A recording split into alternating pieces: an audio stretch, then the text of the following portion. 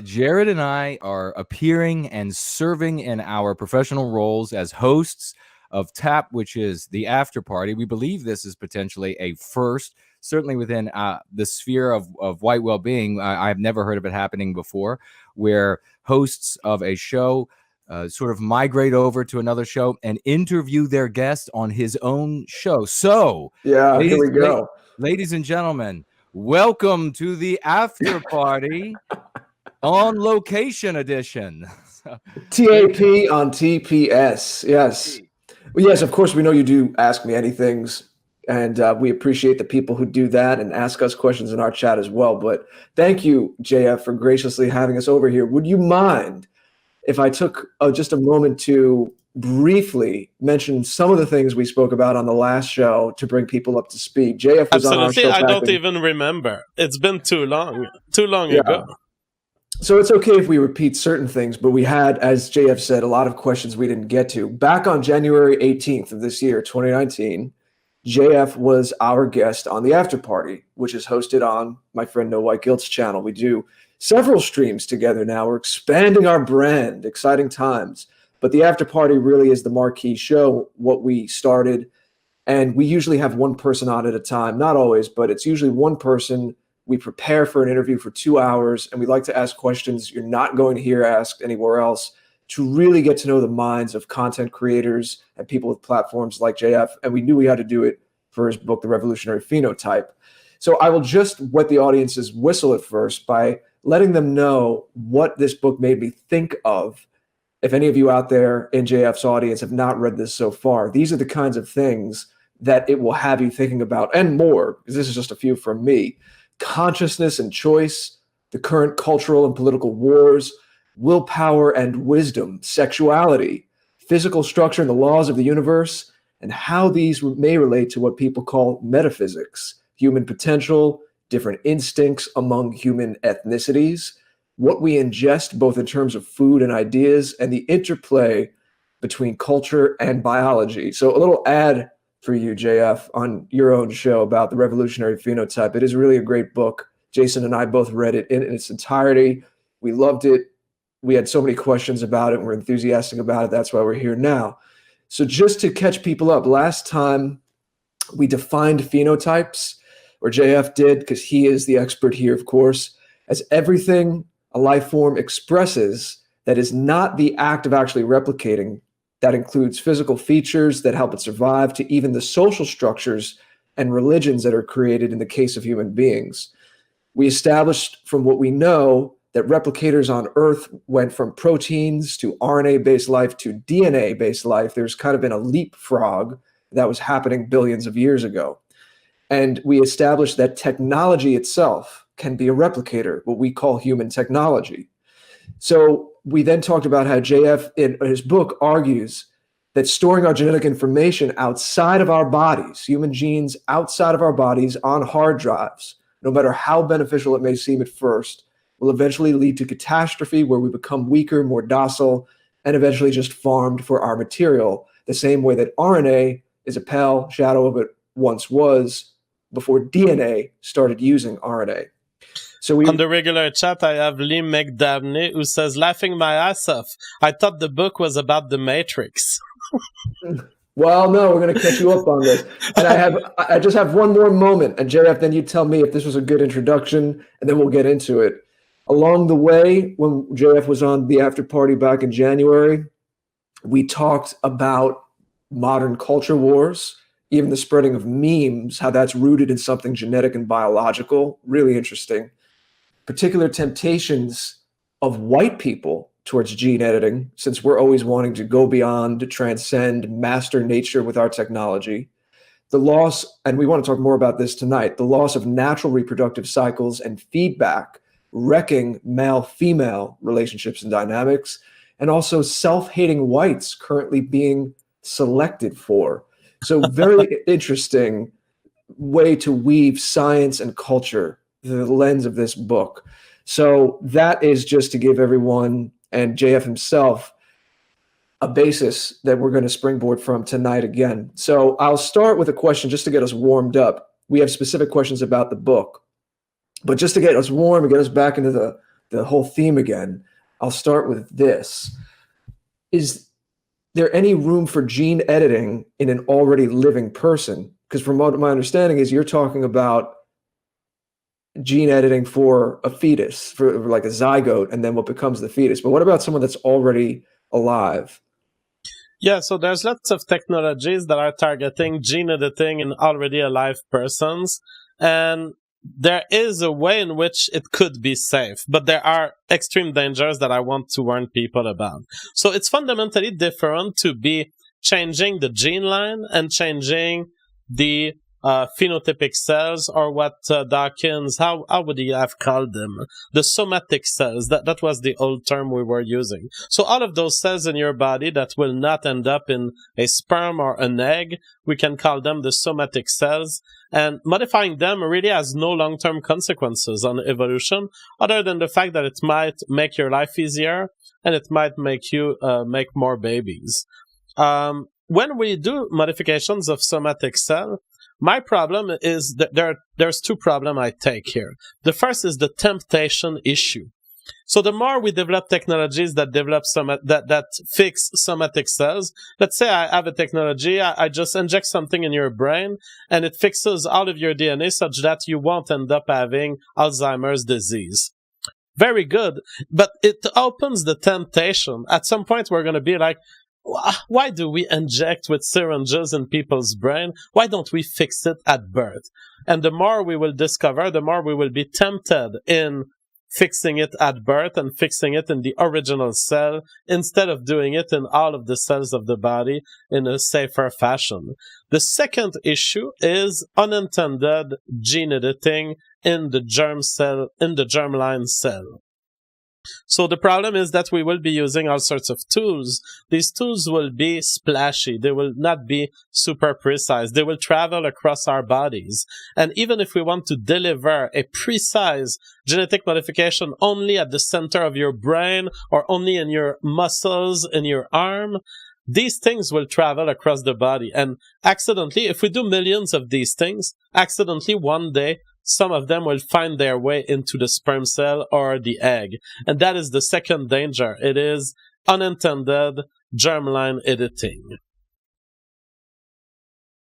And you're saying that that could happen even if we're genetically manipulating the DNA of adults?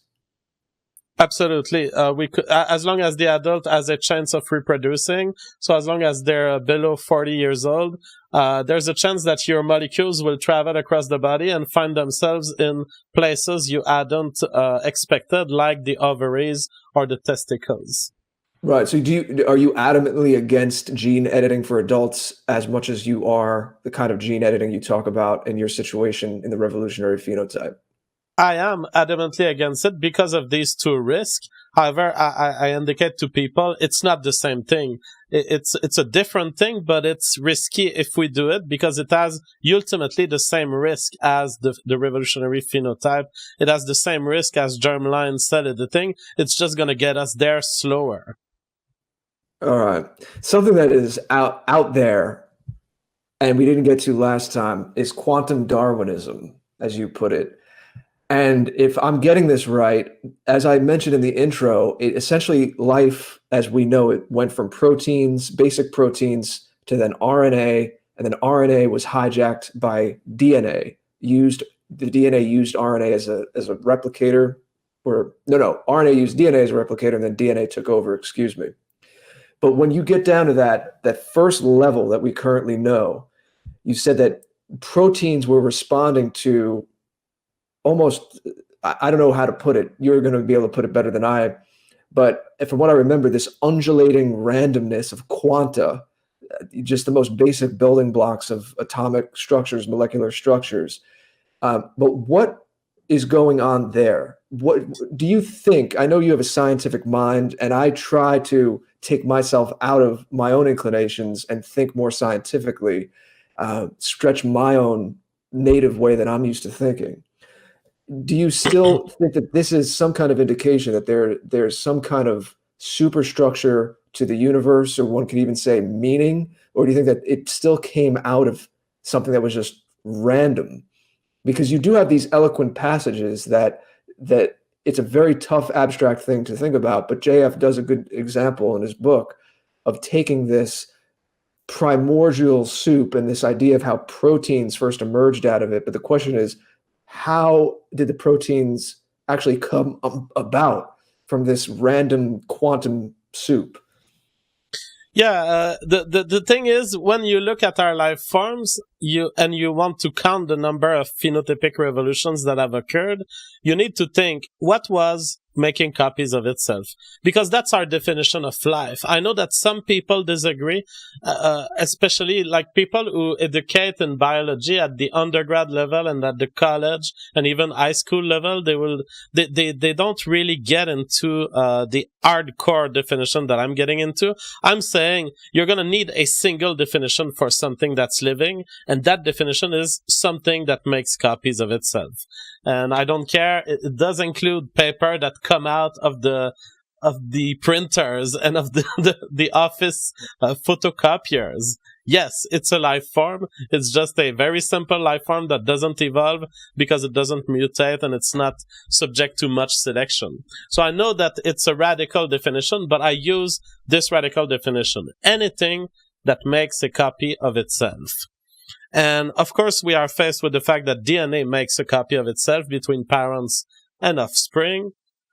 And when you look back, okay, DNA is encoding RNA, and by the logic laid out in my book, which I don't have to go through in details right now, we could later, but essentially, if you have a layer of genetic code that your replicator is encoding, it was a previous life form. And so we can conclude that RNA was a previous life form. It used to make copies of itself. And then we can say, well, are there other genetic layer codes? Genetic code layers, and there is the protein, and by the logic in my book, the protein was at some point making copies of itself. It doesn't anymore because we don't know of proteins in the living domain that are able to make copies of itself, although we did produce some self-replicating proteins in the lab. And then what I'm interested in is what was the antecedent to the proteins? Yeah, exactly. So when you ask this question, then you have to ask yourself, have I finished my questioning? Have I found the first life form, proteins, happening maybe 4.5 billion years ago on Earth?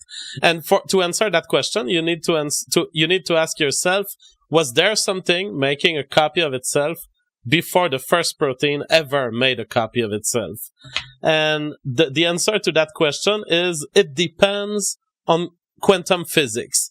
It depends on whether physicists will decide in the near future whether quantum Darwinism is true. If quantum Darwinism is true, there was a system of evolution that existed prior to any life form showing up on Earth, and in fact, potentially at the beginning of the universe or as a consequence of the beginning of the universe. We are unsure about it because it's not clear if quantum Darwinism is just a metaphor for understanding quantum physics or if it's a true property of the natural world. Now, if it's a true property, what is it? It's this idea that in the quantum world, in what constitute the waves of mathematics that give rise to molecules existing and to things being observable in the universe and being subjected to what we call classical physics. So classical physics are those physics where you are seeing things, you're seeing an atom and it's there and it has a position and you can push it and you can pull it and you can shoot an optic light, you can shoot a ray of light toward it. That's classical physics. Now, the quantum physicists, they have discovered a certain type of mathematical operations that help explain the classical world. And they used to think that there were 5 axioms needed to kind of translate between the language of quantum physicists into the language of classical physicists. It was a long and painful process to understand how do these quantum things that we know to be true in physics, but they are true, but they are behaving weirdly. They are behaving in non-classical ways. In quantum physics, you have a certain types of properties, which is the waving of quantum fields, how they relate to each other, how they cause the classical world to appear. All of this was in 2009. It's a very recent advance. It was suggested by one quantum physicist that the theory of evolution applied on the quantum world would explain the classical world, would explain to us why we see these objects as being so stable, when in fact they are underlined by mathematics that don't seem that stable, that seem more probabilistic. They say essentially, when you see a molecule in the real world, there is a bunch of mathematics that transfer waves of probabilities, where in the quantum world you're not sure if there's a molecule and things can be in a state or another state at the same time in confusing ways. But there's an evolution that applies to it such that a state ends up being selected and it's stable. That's the transfer between probabilistic realities into stable realities operated through a process of selection. Now, I don't know that it's true because I'm not a physicist, and it's beyond my brain power to decide whether I believe in quantum Darwinism or not. But as a biologist looking at this, I say, well, if quantum Darwinism happens to be true, there was something replicating before the protein. And therefore, the protein was not the first life form. And that would mean that the universe is bounded at the microscopic level by a layer of evolution that we tend not to treat as alive, but it is alive. Now, here's the kicker. Developments in physics also seem to be pointing toward this being true at the upper level, at the macroscopic level, and at the level of the universe. It does seem that people who think of how the Big Bang occurred and how our universe saw the day, it does seem that it will be explained by some form of baby-making mechanism between universes. And it's an umbrella of theories that often come under the name of baby universe theory. This theory that every universe is born out of another universe, and it's contained in another universe. So we may be very well faced with two realities of physics that below us at the microscopic level and above us at the macroscopic level, we are bounded by laws of evolution. We're all part of a system of baby making that apparently both determines the quantum properties of the world up to the universal properties of the universe. JF, if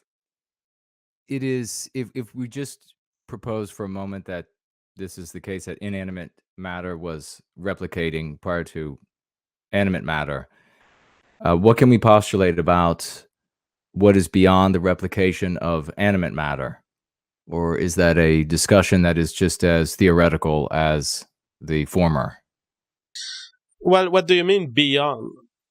Well, if there was replication in the inanimate universe prior to proteins and everything else, then the forecasting of what would come beyond that as far as replication would be as alien as the forecasting is what is beyond animate replication. And so I'm wondering, yet nonetheless, animate replication came to be, and we're surrounded by it, we're part of it. So is it worthwhile, it just as a thought exercise, if for nothing else, to speculate on what is beyond animate replication? Well, the thing is, I think you're working with a distinction between animate and inanimate that I don't work with. My view of the world, if you will, and it's really a personal view of the world. It's not something that I would compel people to. But here's how I see the world. You have embedded levels of evolution. And we're all at a level with respect to some replicator. And that puts us at another level with respect to some other replicator. And the way the universe works and the way everything works, everything that's alive, is that there are replicators. They lead to phenotypes. And these phenotypes sometimes become replicator, and they enslave the original replicator. And we're always at a point in this embedding of multiple replicators enslaving each other, creating multiple phenotypes. The thing that we can call out beyond our life form is there will just be another phenotypic revolution. And the way it happens is if we start playing with our genes. if we start playing with our genes, that would be beyond. We would bring ourselves into a non-DNA based life form. And that would count as beyond from my understanding of how you use the word. But the thing that would emerge from this would be a system that farms humans, but that is animate in and of itself. It would be animate. It would be animate because it would use the limbs of humans to transport itself. You talked about the microcosm and the macrocosm and these dynamics being reflected on many levels, which I personally see as moving and beautiful. And it does not negate my understanding of a metaphysics and an order to life. And in fact, what I named my project, The Great Order. Do fractals relate to this, what you're saying? Yeah, fractals are an interesting mathematical thing, but fractals, their problem, the ones we use, they are life forms as far as I'm concerned. So a true fractal that continues to infinity, as far as I'm concerned, meets the mathematical definition of a parent-offspring relationship. However, to be interesting, a life form must be more than just alive. It must be more than just copy itself. So let me try to show to the crowd an example of fractal for those who haven't ever looked at this. So a fractal is a system that reproduces itself, and I'm showing Google images here. It's a system where no matter how much you zoom, it will always be more of the same. And so if you zoom on one of these twists here, it's going to look exactly like the twist we're looking at. And you can zoom into one of the twists around it, and it will look exactly like the original twist we're looking at. And you can spiral down into... Unfortunately, I can't see it yet. I'm delayed. Yeah, you guys cannot see because I'm sending it to the crowd. But yeah, I can actually enable my video projections to you guys. I'm watching it live in another tab, but for some reason, even though I bring it up to live, it's still pretty delayed. So excuse me. There it is. And I can show you. There it is. So you look at the spiral here. It has a structure and it has arms. Now, if I was to zoom into one of these structures, it would have arms too. The same is true here. You have a structure. If I was to look at one of these rounds here, it would have the exact same structure. It would have the exact same border, and I would just have zoomed in more into the phenomena. Now, these fractals, and that I believe is a true mathematical fractal. Those may be artistic representations of fractal, but I know that this one is a true mathematical one. I remember seeing it being tested, and believe it or not, you can zoom into one of these little arm here, and it's going to look exactly like the arm we're looking at right now. These things are reproductive systems. To the extent that you draw them more and more zoomed in, as you create the zoomed in version, you're kind of giving birth to a baby. And as you create a zoomed in version into a zoomed in version, you're also creating another babies. And in fact, there are multiple babies created because there are multiple points on a fractal that you can zoom in and that will reproduce the system that you were looking at while you were zoomed out. To that extent, we're talking about a parent-offspring relationship. The only thing that keeps these things from being alive in the sense that we tend to think of alive is that they fail at mutating. And so I would be very interested in working out the mathematics of mutational fractals. And there is a mutational space. This is what I define. These are thoughts that are in my brain, but that I've never expressed on the public space. But I've thought about this. And essentially, there is a thing that defines living being, which is their mutational possibility space. And it just happens so that DNA has an enormous mutational possibility space. You have 3 billion letters. Each of these letters can be any of 4 letters, A, C, G, T. And so that gives a lot of possibilities of combinations. The problem with fractals is that they tend to be non-mutational, perfectly reproductive. And because they don't have mutations, they don't have chances to be favored one way or the other. And in fact, most of the fractals we look at, if we were to allow mutations, we would destroy the fractal structure. What will happen if you allow a little mutation on one pixel of this image, then when you zoom in into the baby produced by this defective pixel, it would most likely not be a fractal anymore. It would have broken the reproductive pattern. And from a biologist perspective, what I would say is that you've created an handicapped baby, and your mutational space of possibilities was not allowing the production of more and more fit babies. It really all comes back to baby making for you, JF, doesn't it? Everything. Everything. Well, on that note, I mean, we are off to the races. I have questions. I'm sure Jason does as well. In terms of this baby universe thing and this idea that there's this combination, this coming together of energies, I mean, this goes on what I speak about a lot, where everything is a harmonization of complementary poles. And the most obvious, to stay on the theme, is male and female. And I think of male and female beyond just our human sexuality as a force in the universe. It's just like positive and negative electrical charges or magnetism. So I wanted to ask you on that note, is everything the combination of two complementary opposites coming together to form something? And sometimes, as you were just saying, certain processes form an exact replication, but sometimes in more complex life forms, like in human beings, there's a combination and a rearranging of the genetic structure. So, of course, a child is not going to be an exact copy of one of the parents, but essentially on a more broad, just looking at the dynamics of the universe, the way life works. I'm thinking about, active and passive forces, male and female. Could you even say that masculine is related to the electrical, a more active force, female more magnetic? Because I understand, from my understanding, electricity can create magnetism and vice versa. Do you see where I'm going with this, with the baby universes as well? You were just talking about Yes. these two baby universes coming together and this happening on like a very macrocosmic scale. The thing is, I lost you on some of your explanation because you started talking about the complementarity of sexes. And that's a very different thing than anything related to baby universe theory. So I want to be sure, were you making a parallel between these two?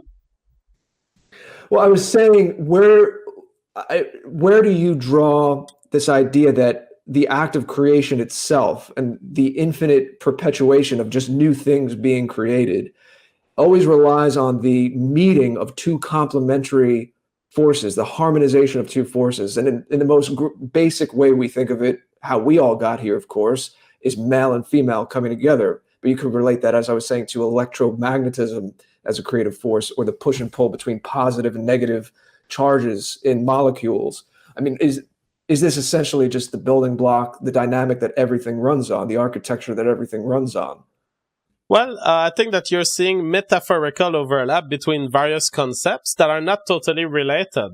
But you are right. There are two forces in my book. These forces are the genotype and the gene and the phenotype, essentially. But it's a very asymmetric force because the gene is essentially single letters of DNA, and the phenotype is the rest of the universe. But there is a relationship between the two that remains true. And in fact, that shows up in sexual interaction, in the sense that when you have a sexual combination between a male and a female, the genes of the male essentially see the genes of the female as part of the phenotype. It seems to be good genes to hang around, if you will, so let's try them. That's essentially the decision of reproduction, metaphorically. Now, at the level of the universe, we don't know yet if the universe is a reproductive system, but we are more and more headed toward only theories that essentially most modern physicists, if you ask them, they will give you a form of baby universe theory. Some of them claim that it's related to conformal geometry, and that's I believe Penrose and his gang. Some other people think that it's related to black hole giving birth to other universes, and those are descendants and followers of Stephen Hawking. And so I don't know about the universe level, but there's definitely the reason why we explain universes as life form potentially is that we have a hard time explaining why is our universe so spectacular and so well tuned. And well-tuned stuff can happen either because you're in them randomly, and then you have to invoke that there's a billion other universes and they're not as well-tuned as us, or tuning occurs within living stuff because only those things that make babies and they make babies well will survive. And therefore, if you are into an evolving system, you can explain all of the weird aspects of your system by understanding that it was all helping the past generations make babies. So we have huge characteristics that wouldn't happen randomly, like hearts, lungs, legs. All of these things, they make sense once you understand that it helped our ancestors make babies. And essentially the same explanation comes with the universe. We say, well, okay, the universe has certain gravitational fields, certain structures that allows the expansion, but not too much, and the contraction based on gravity, but not too much. And this whole balance could have been found because the universe we found ourselves in has been tuned by evolution, because it was the only type of universe in which other black holes would show up, and these other black holes would give birth to other universes. That's very fascinating. Jeff, I wonder if sort of, I guess, reaching back a little bit to my previous question, if we might say that something, well, let me phrase the question like this.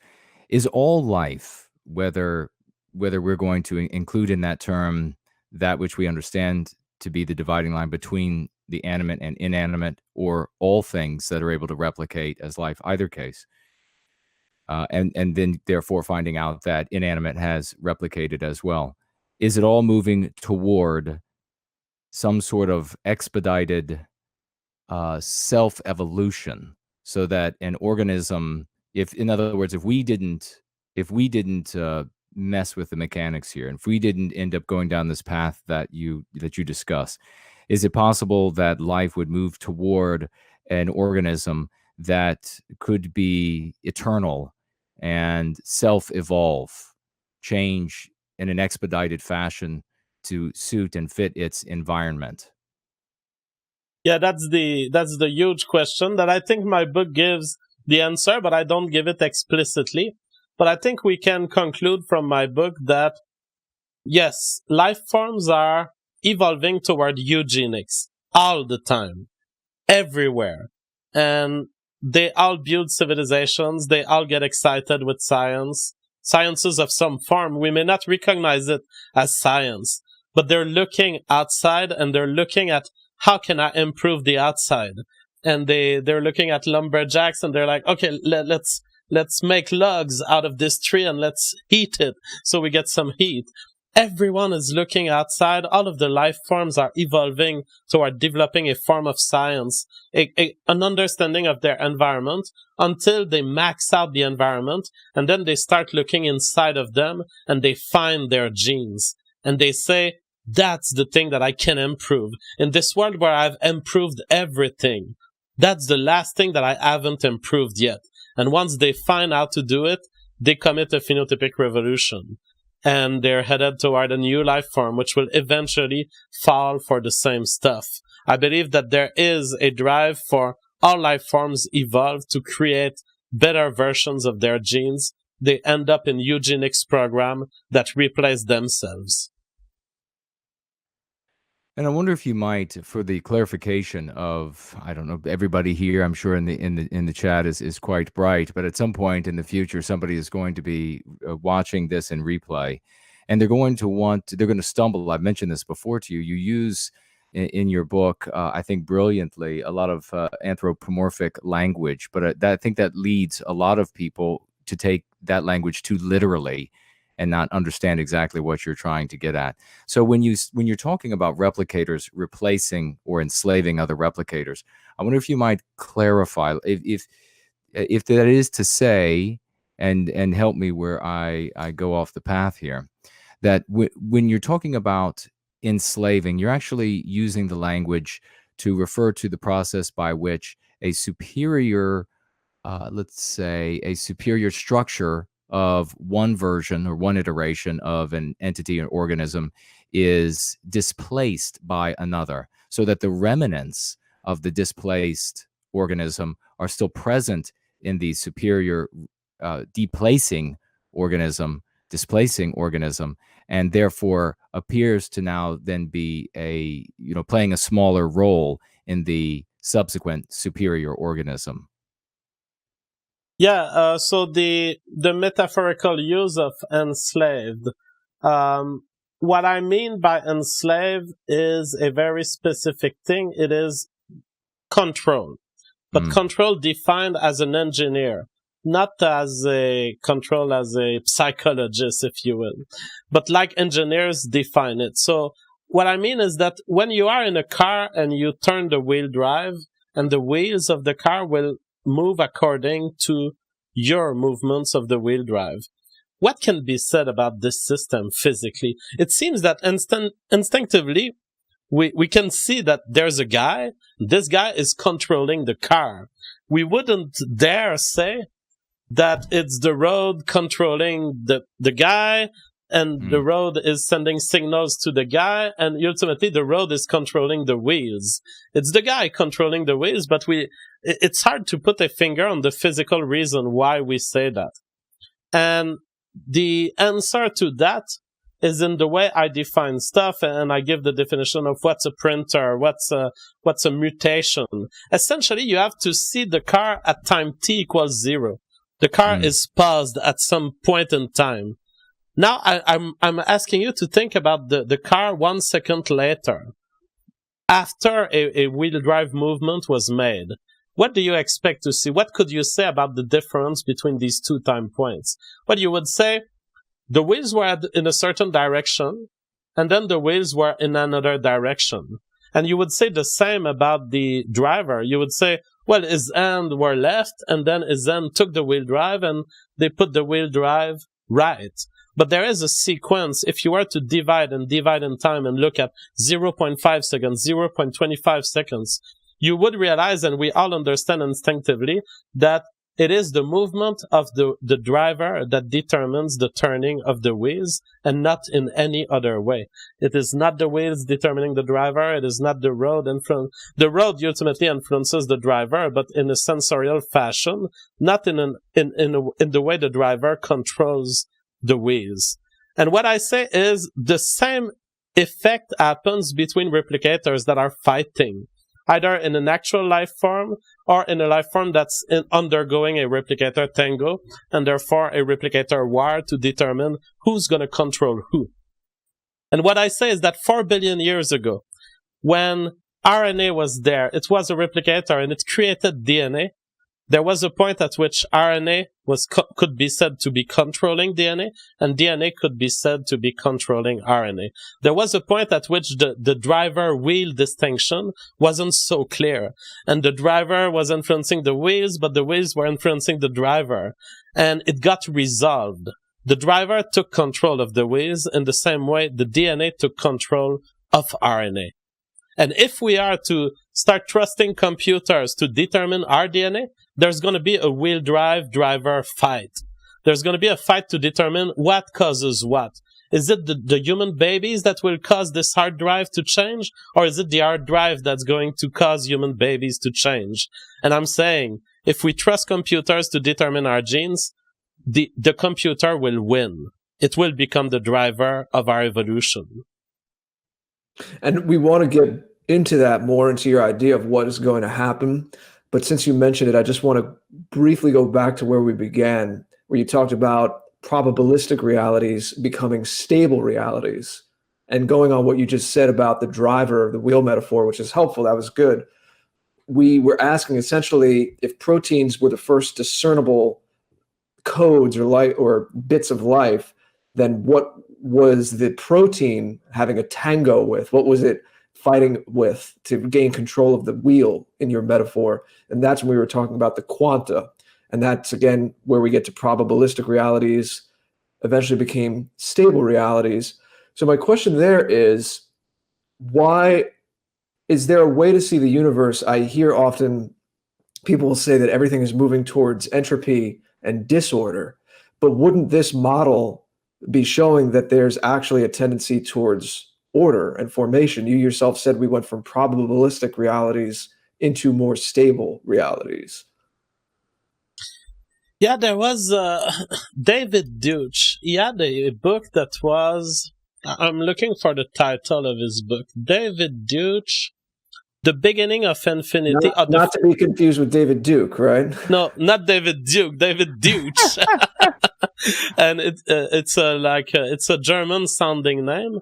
And I believe that it's in The Fabric of Reality, or in The Beginning of Infinity, or across these two books, that he's making a case that because any universe can contain any life form, and because any life form will keep evolving to understand more of its surrounding, to be able to recruit it for the production of more babies, he's saying essentially any physical system that allows the existence of life is headed toward a supercomputer that will understand all points of the universe.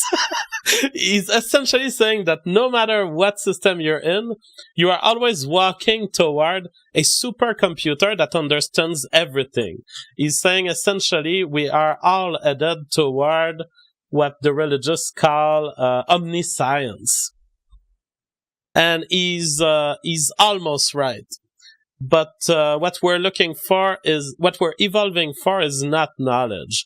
Knowledge is just something that appears as a secondary consequence. And what we're truly evolving for is more babies within the entropic limits of our system. And the universe is not headed toward a supercomputer that understands everything and controls everything around it. It's headed toward the slow death of these incomplete life forms that will never see the hand. But it's kind of, yes, David Deutsch is right. We're walking toward more and more information processing and more better information encoding. With my book, we can prove that, yes, life forms are headed toward making better genes for themselves. And the genes get better, and eventually they want to get better than themselves, and they create other genes. And so we are headed in that direction. But the finality, the end of the path is not some kind of super utopic vision. It's death for everyone as the world gets unexploitable, ununderstandable, and too cold.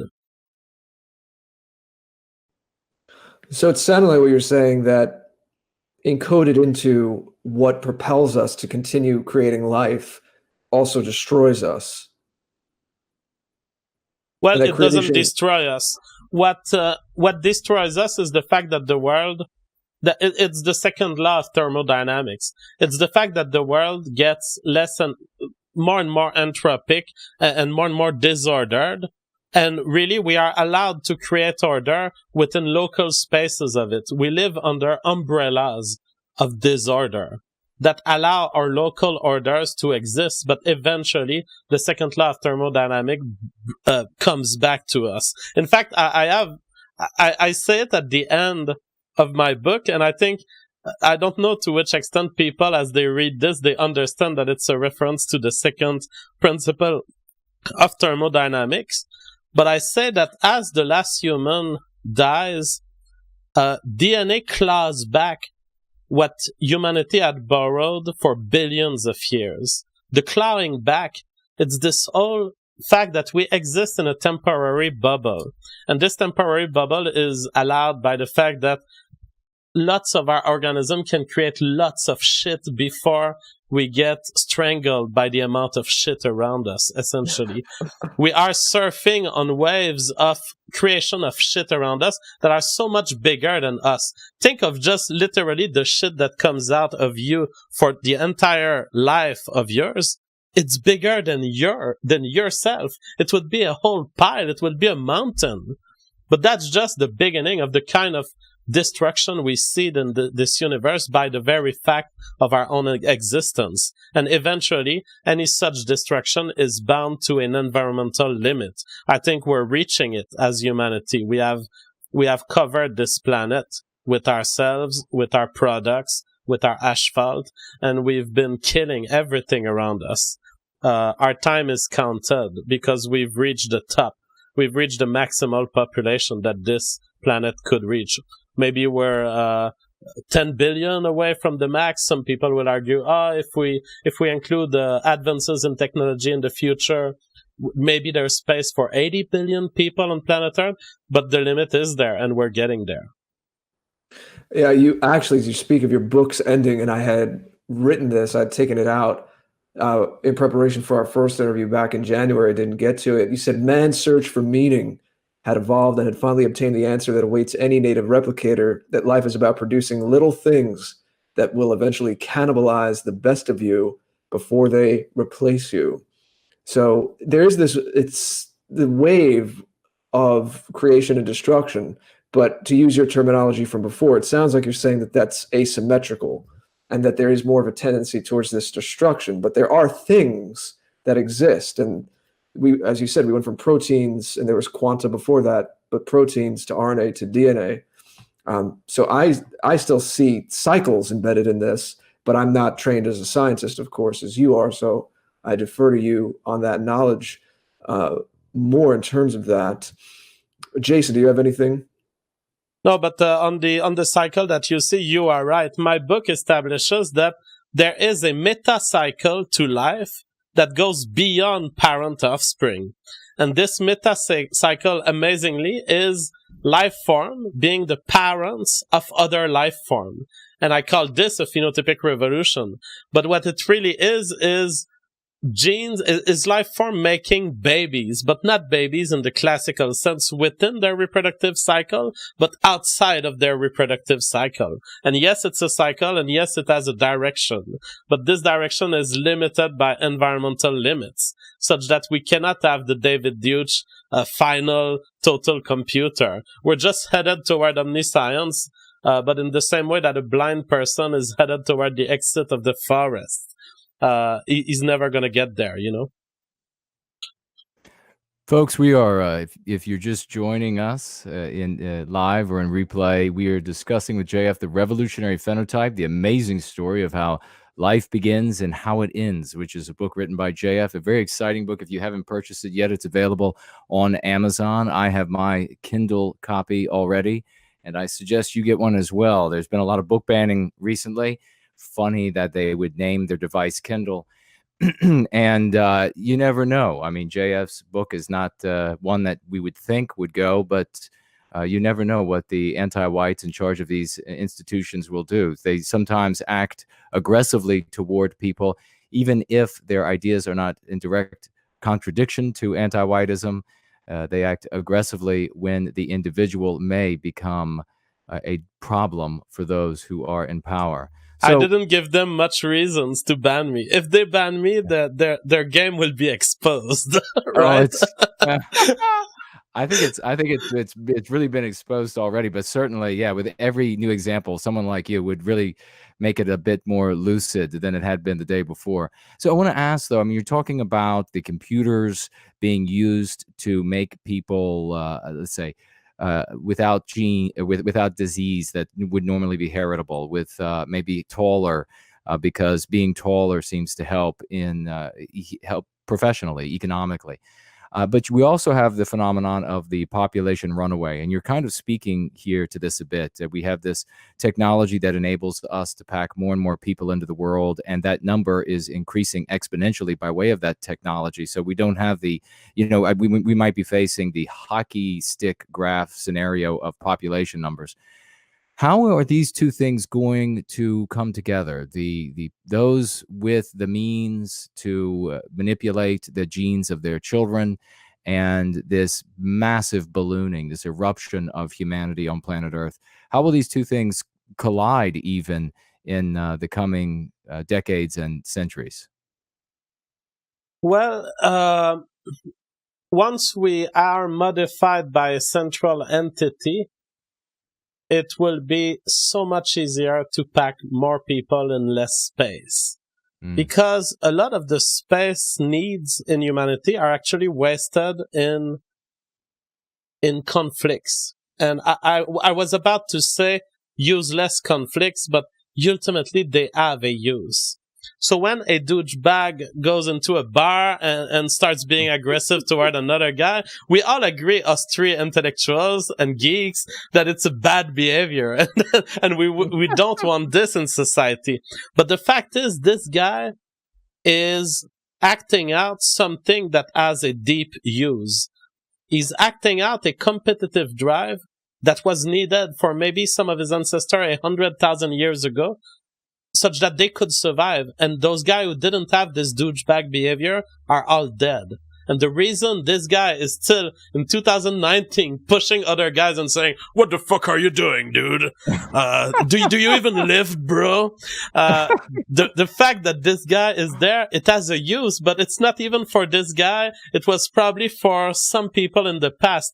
We could talk of all conflicts, and even within the dating sphere, for example, how a woman will start with a man and then she's going to feel like her self-confidence will be raised, and then someday she's going to realize, well, I'm with a loser now and I have more self-confidence in myself, so fuck you, and I'm going to go date some other man.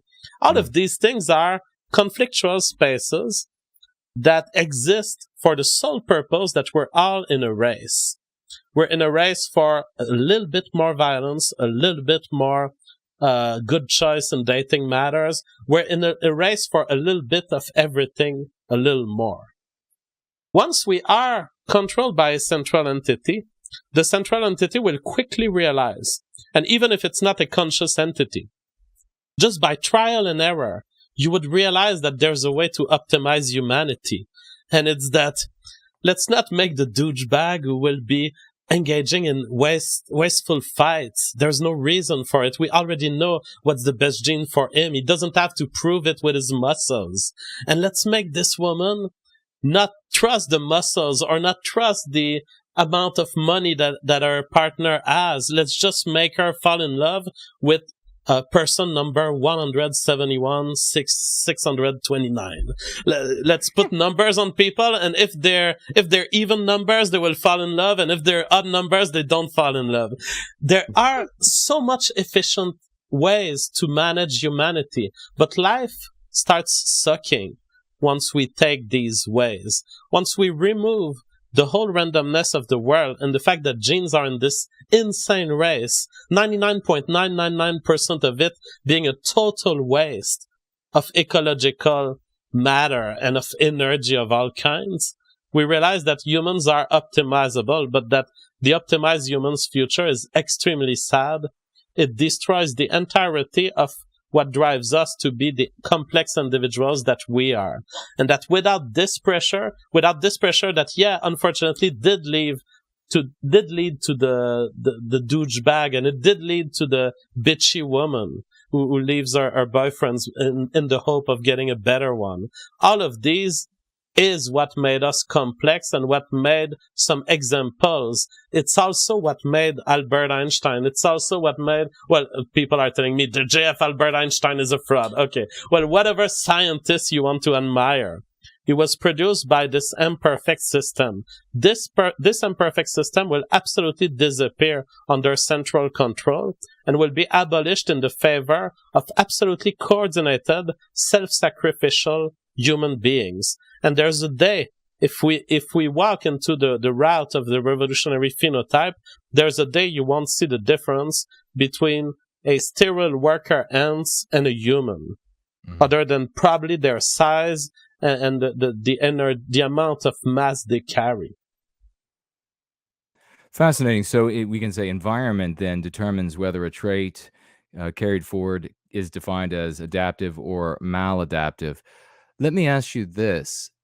When we reach this environment where these computers are selecting, and and this specifically is what I want to ask you and speak to, is this selection process.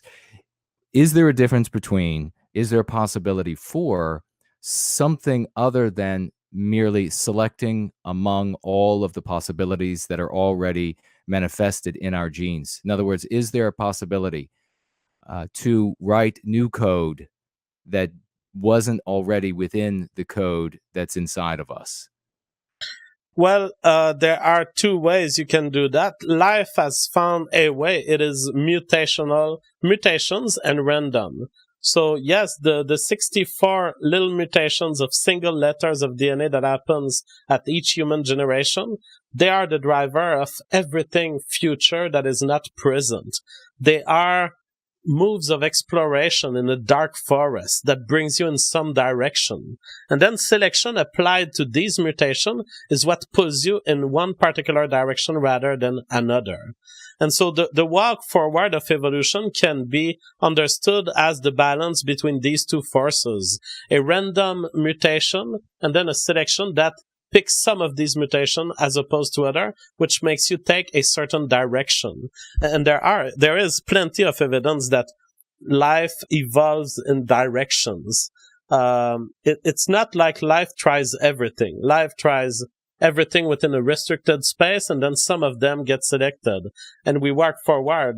For example, the brain couldn't have evolved if the heart wasn't there first, and so the heart paved the way for bigger organs like the brain. We may not have intelligence at all if it wasn't that we don't have blood to start with, which allowed bigger organs, therefore lungs, therefore brains. So you ask, is there a way out of this? Yes, there is. There is the printing and engineering of future genes independent of what's already there. And that is a revolutionary phenotype. But I say, let's not go there. But yes, we can. We can go there, and it's freaking easy to go there. All we need is some thinkers who interpret current science and say, oh yeah, the CCR5 genes does protect you from HIV. Therefore, it would be good in 2 Chinese daughters if their father happens to have HIV. That's all you need. What you're explaining currently about extra genetic information being used or new combinations of genes, would that explain how, because I was trying to conceive of this, in your future picture that you paint, that human sexual drives would go away? Because you said that we wouldn't be using our sexual organs and they would wither, right? They would minimize and shrink and retract. But I was reading your book and thinking that even if there isn't as much of a need, people know that they can have their genes recombined in a lab, there's still, of course, that drive, that most primal drive, the sex drive. So even though we theoretically, if there was a world where everybody procreated in a way that was not reliant on sexual intercourse, they would still have the drive to have sexual intercourse, even if it was purely recreational. Obviously, we see that a lot right now in the era of birth control that we live in. But you're saying that even that could be taken out, because what kind of genetic structure is there? Obviously, we all have a sex drive. Even people that become monks and nuns, they have to channel it in different ways or repress it. But we all, to be here, we had to have a sex drive. So how does that sex drive leave, essentially? What you say about sex drive that remains after its evolutionary function is accomplished is only true temporarily. And today we have people having extreme amounts of sex with condoms and therefore non-reproductive sex. But that's just because more than 100 years ago, all of this sex would have potentially led to babies. So we haven't evolved the response to birth pills yet and to all of these contraceptive devices. But the response will probably be a reduction of some of the sex we engage in. I predict that within 1,000 years, if we don't do the revolutionary phenotype and we just continue evolving under normal contraceptive devices, there will be either of 2 things. People's interest for contraceptive device will disappear, or we will be headed toward people who don't engage in as much non-reproductive sex as we do.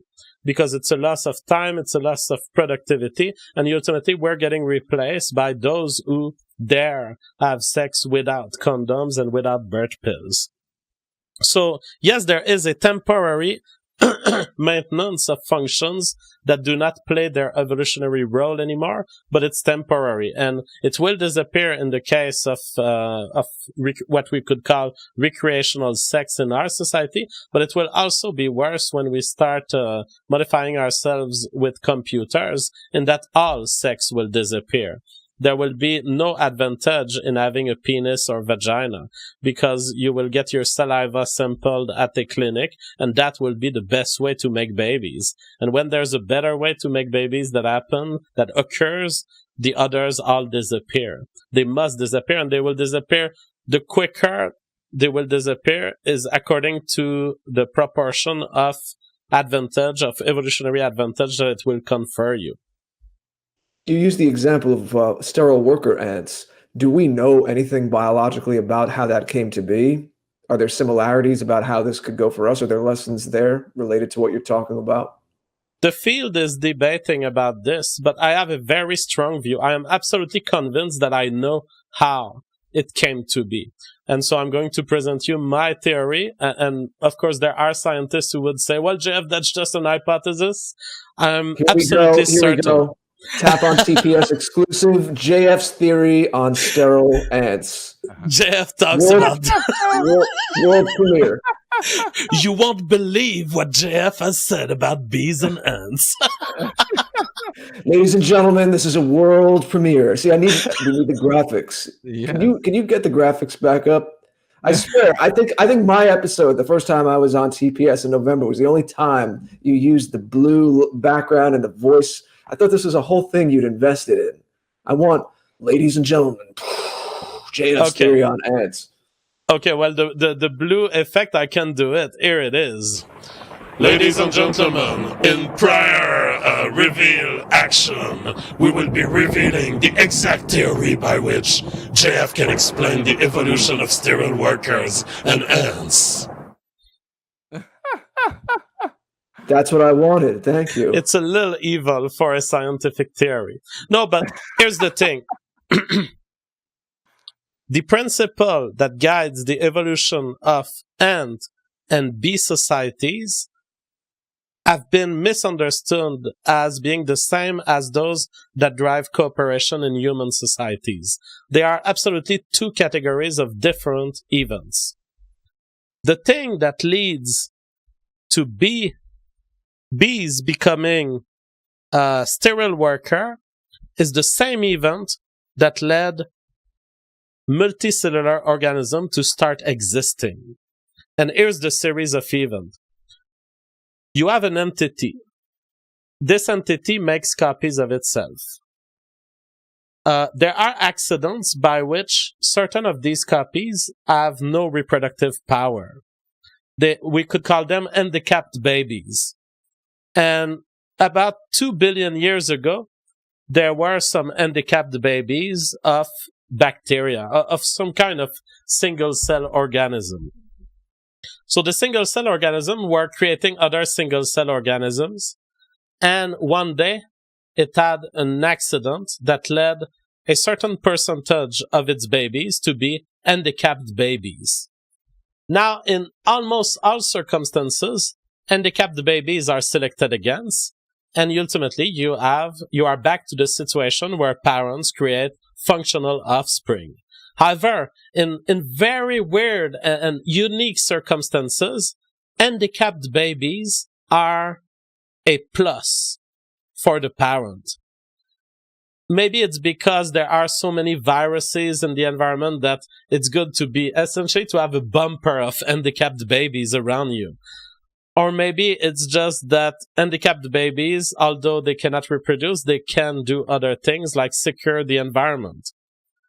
No matter what, handicapped babies become evolutionarily positive in certain circumstances, and these circumstances are when they can help the production of non-handicapped babies. And the reason we are made of multiple cells right now, the reason my arms have cells that are non-reproductive, there's no way I can make a baby out of these end cells, and there's no way I can make babies with my hair. The only cells that can make babies in my system are the testicles. Those that are in the testicles, they are the only ones who can reproduce into functional offspring. Well, believe it or not, but my entire body is actually a set of handicapped babies. They are handicapped babies that ended up being useful to the queen that's find itself in the testicles or the ovaries and that has a shot at creating non-handicapped babies. The principle by which handicapped babies later become sterile workers, well, they're already sterile when they appear because they're handicapped babies. They are dysfunctional beings. But the process by which they become more and more specialized into serving the queen is simply that once you're an handicapped baby, the only thing you can do is serve the queen. And the only criteria by which you get selected and you get modified across generations is how much better you were at helping the queen. Well, the system that led multiple ants to help a single queen is the same system that led multiple cells in my body to help my testicles. It is the production of originally deficient offspring that ended up through some random occurrence helping the queen. So to conclude, you have a queen living in your testicles. Mm-hmm. I call it my queen cell. I think we can end the show. Okay.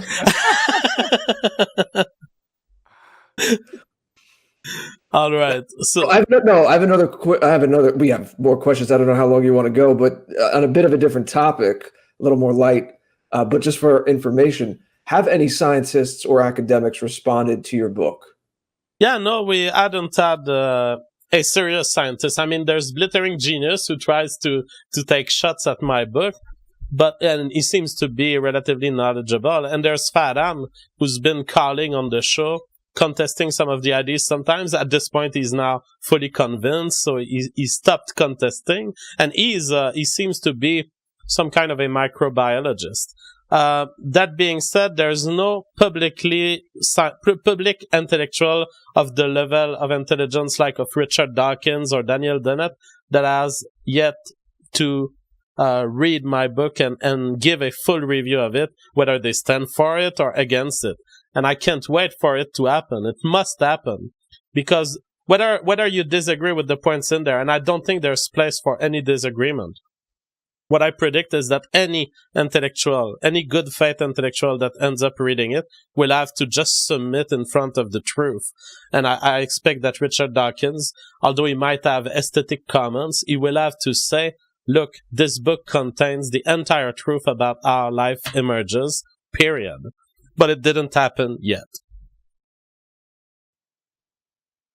Do you foresee that there are any aspects of your book where I guess will be more problematic for mainstream science to accept than others?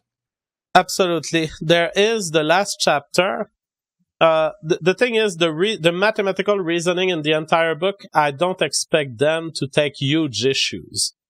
Richard Dawkins will probably have to say, well, okay, the trickster printer argument is a valid argument against mimetics, not against all forms of mimetics, but it does contain mimetics into a space that is relatively trivial, as was framed by Weinstein. Eric Weinstein, or what's his name? The guy of Evergreen College, anyway. That being said, the last chapter, the big problem is that people don't understand the force of the entire book in proving the last chapter. So what you're going to hear from a lot of mainstream scientists if they end up reading the book is, oh, the last chapter is kind of speculation, what do we know about the future? And what we need to remind these people, we need to call them out on it and say, no, I know about the future. The last chapter was not written as a story of the future that is romantic or that is something that just came in my mind. It's a direct consequence of the mathematics in the rest of the book. If we play with our genes, that's what will happen, and we know it. It's not a prediction, it's not having fun or speculation, it's what will happen, because it already happened 3 times, and it's always how it ends. When you start modifying your genes, you always end up being replaced by the tool that you use to modify yourself. Jared, you are muted. Oh, I clicked. My computer didn't agree. We were having a little fight over who controlled the wheel for a minute, my computer and I, but I won. If anyone was listening before. Since we're speaking about things that are a little more tangential for a moment, JF, do you have any kind of consideration in the context of your book about the fact that more human beings are eating now genetically modified foods? Do you have any thoughts on that? Yeah, so it's something that I haven't fully explained in the book, but modifying other life forms does not direct you definitely into a phenotypic revolution the same way modifying yourself does. Because from the perspective of a gene, everything around the gene is the environment. And from the perspective of a letter of DNA in your genetic line, the letters of DNA in the plants are nothing else than environmental context. And it can be played with, it can be modified, and you won't really induce a phenotypic revolution as long as you modify other stuff. For some reason, it's when you modify yourself that it becomes dangerous, it becomes a genetic layer. Because there is no reinforcement system that forces us to keep modifying plants all the time. I mean, we've already seen it. We've made a few modifications of genes to plant, and there's nothing that encouraged us to do it more. Because we're satisfied with what the plants have become, and as long as they serve our purpose, we can say that the plant got revolutionized. It was the subject of a phenotypic revolution coming from the outside, but from our perspective, it does not endanger us. But again, there is a warning to give, which is the more we... Well, sorry, did you speak? You were muted. No, I'm waving to the audience because they're fascinated with me sitting here in my eyes, and I'm thinking that someone thinks that I'm tripping. For the record, I've never done drugs in my life, but, you know, this kind of stuff is trippy. But go on. I don't want to interrupt your train of thought. All I wanted to say is there is this danger that the more we modify this stuff, other stuff around us, the more we are tempted to modify ourselves. And it will come when we see that we can make a squirrel that is so much better of a squirrel that people are like, why can't you do this with my baby? It's gonna come. So let's be careful in modifying other stuff. We're gonna give ourselves too much IDs. What about the body not recognizing the genetically modified foods? Are you careful about avoiding genetically modified foods yourself? No. Personally, I'm a fan of saying that the organics stuff is a big fraud. And it was a fraud to convince people that the fact that the organism is genetically modified is relevant to health concerns or to any sort of well-being concern. It's not. When we have modified a tomato to be a certain different tomato, let's not forget that any tomato that we eat was a different thing. Everything we eat is different. For example, if I eat a mango, well, maybe none of my ancestors have ever eaten mangoes because mangoes were located in different countries than us. So my stomach is not ready to handle only the fruits that my ancestors have eaten. My stomach is a general purpose device that can pretty much swallow anything that contains good sugar, proteins, and fat. And that's how the stomach does, really. It decomposes living beings into its elementary blocks. And it's capable of doing that no matter whether the organism has been played with at the level of 1 or 2 genes. No one cares. The stomach doesn't care, and your body doesn't care. I've thought about things like that with eating like your ancestors and people like us from Europe. Obviously, our ancestors did not eat mangoes. No one in our line ate mangoes until very recently. But from my research, I've seen that there's a certain parameters. As you said, the stomach is a multi-purpose device, but there are certain genetic modifications that bring the molecular structure, bring the chemistry of a given food source outside of certain parameters, like in wheat. There's all this stuff about wheat these days, and I know that the gluten molecule in genetically modified wheat is 4 times larger than what our ancestors were eating. This causes all kinds of chemical reactions in our gut when that's being digested. And that is thought to be contributing to all of these problems with wheat that people are having now. Yeah, I mean, we have to be careful, but we have to be careful in the same way we would approach a new plant, you know? And in fact, we have to be a little less careful, because a new plant, a totally new plant, may have poison in it, and it needs testing. A plant that has just been modified by one gene is really a copy of the old plants that we were used for with a little modification. And so we have to approach these as new entities to be tested. But once they're tested, we need to remove the ghost of, oh, well, it's been genetically modified, therefore there are problems. No, once you tested it as much as you tested your original plant, there's nothing that labels this thing as being genetically modified other than the label, the grocery store label itself. Yeah. All right. I mean, certainly something to think about. The organic thing, I'm more concerned about what's being sprayed on the foods and ingesting chemicals and pesticides, but that might get us into a different conversation, maybe for another time. Absolutely. Now, so I will be headed toward the conclusion. If you do have other questions, I don't mind, but I'll be reading Super Chat soon, so I will release you guys before I do so. We will be released. Well, I had a certain question, and then Jason could certainly ask something after me to have the final word. And again, thank you to everyone who's here, everyone that came over from the after party, and anyone that's new to us. Of course, we do our show on No White Guilt's channel, and mine is The Great Order. But anyway, JF, I had to ask you this. It's a little not off topic because it's from your book, but it's fascinating. It's not quite connected to what we were talking about earlier.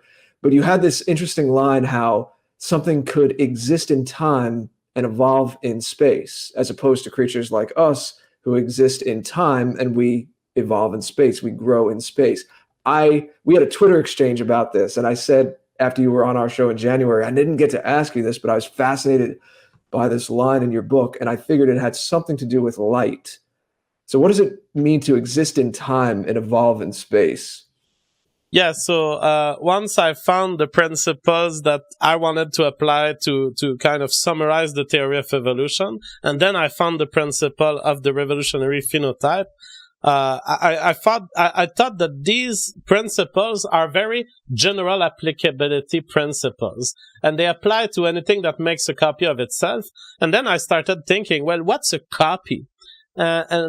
When we tend to think of copies, we tend to think, okay, there was something at a certain time, t = 0, and then in some future time, there were two of that thing. That's what a copy is. But I said, well, technically, this copying system doesn't have to exist in time. We could have copies that occur in space. So I can illustrate with a drawing here. I'm going to take my Wacom device. I can illustrate this with two possibilities. One of them is a theory of flight that would be a biological theory of flight. So we have already our physical theory of flight. Of course, Bill Gates will kill me for saying that, but the electromagnetic wave theory of flight. So electromagnetic wave, you have an embedding of two waves, and one wave is electrical, one wave is a magnetic burst, and the wave of magnetism actually creates the wave of electricity, and the wave of electricity creates the wave of magnetism. I mentioned this before when we were talking about the poles and creation and all that. So what you can say is there are electrical parents that give birth to magnetic babies. And you can say that the parent being, let's say at frequency 10 Hertz, give birth to 10 Hertz magnetic babies. And 10 Hertz magnetic babies give birth to 10 Hertz electrical parents. You can see it that way. Now, it's a system of evolution that goes from parent to offspring, so it qualifies under the theory of evolution. However, again, that's one point I brought earlier, but what's the mutational space of this? Well, mutational space is limited because you keep having the same frequency giving birth to the same frequency. So to really have a productive thinking around the theory of evolution, you need to add a planet here. So you have a big planet and you have a ray of light, and you have a ray of light that gets curved by the gravity of the planet. Now you can say that you have your same theory of light where you have electrical parents giving birth to to magnetic babies. However, there is now a change of frequency. So because you are stretching one of the lines, you are stretching the intergenerational transmission, you are mutating the frequency. Now, I haven't worked it out more than this, but I think that eventually this could lead to a kind of unified theory of magnetic electrical phenomena as well as gravitational phenomena and light, and we could unify it all under a theory of evolution type of system in which certain babies will be favored. Therefore, the wave will be evolving in a certain direction and toward a certain frequency. And we could also see the spatial vectors in there as being babies that get selected. Oh, there's more babies being born on the right. Therefore, the ray of light curves on the right. We can see this as a potential solution to unifying electromagnetism along with gravity and theories of space-time, but I haven't gone further than this. However, if you can find how from a baby favoring, from the theory of evolution, which is really saying that the 9 Hertz babies going to the right are making more babies than the 10 Hertz baby going straight. You could have a theory of evolution argument whereby the environment around the planet, you just happen to select more of these children rather than these children. And we could understand light really as a life form. And what caused the mutation? If you could just take me back to that for a moment. The thing is, we don't know. What causes light to bend around gravity? Well, it's not so much that we don't know. We don't know. It's just that there are different ways of explaining it. Einstein would tell you, well, it's because space-time is curved. Space-time is like a nap, and there is a weight on the nap, and it becomes curved around mass. Now, with this theory, you could have a different explanation. You could say space-time is never curved. However, there are lines of light that make babies in certain directions around mass, and for some reason the mass pulls the evolutionary direction of the light into other directions than a straight line. It's wicked. It's crazy. I don't know that it's possible. I'm sure that a physicist will look at this and say, Jeff, you got something wrong. But I think it's an interesting mind experiment to apply baby making to things that happen in time, because the light can be essentially summed up as a frequency. Light is red or blue because of its frequency, and here we have a case where the evolutionary algorithm doesn't apply to stuff in time, it applies to time itself, to the timing of these waves. Yeah, interesting too. I was just reading about photon cells in the human brain, which sounded fascinating, but we'll see if we can connect it to that another time. Jason, anything you'd like to say as we wrap up here? Yeah, I'd just like to thank JF for this excellent opportunity to work with us to conduct this precedent-setting show. It's been a fantastic time. Really appreciate that, JF. Folks, if you have not ordered JF's book, please do so now. You'll find in there things like Full Replicators and Living Hierarchies and Meme and the Queen and the Creamplex and Naked Warrior and the Trickster Printers. It's a fantastic read. Please do so. You'll be able to participate in these discussions that JF gives with much more knowledge, much more understanding of the subject matter. So other than that, we'll just say thank you, JF, and Jared and I will tap out. All right, guys, it's always a pleasure. Thank you so much for coming. Bye-bye. Thank you. Bye-bye. Bye-bye.